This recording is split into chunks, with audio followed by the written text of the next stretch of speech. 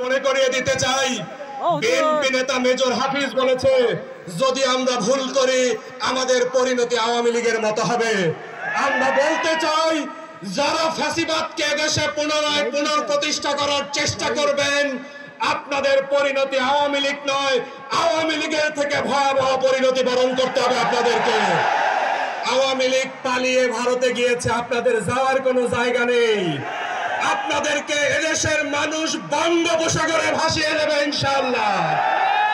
সংগ্রামী গাইবান্ধাবাসী, গাইবান্ধা হলো শহীদি জনপদ। শহীদের রক্তে কেনা এই ভূমি, শহীদ মোস্তফা মঞ্জিলের রক্তে কেনা এই ভূমি, শহীদ প্লাবনের রক্তে কেনা এই ভূমি, শত শত জুলুম নির্যাতনের সাক্ষী এই জনপদ। আমরা আজকে ঘোষণা করতে চাই, এই জনপদকে আমরা কখনো বাতিলের হাতে ছেড়ে দেব না ইনশাআল্লাহ। আমরা ঘোষণা করতে চাই, শহীদের রক্তে কেনা ভূমি ইসলামের ভূমি। আমরা ঘোষণা করতে চাই, এই ভূমিতে আমরা আগামী নির্বাচনে ইসলামী আন্দোলনের বিজয়, জামাত ইসলামের বিজয় সুনিশ্চিত করে ছাড়বো ইনশাআল্লাহ। আমরা জামাত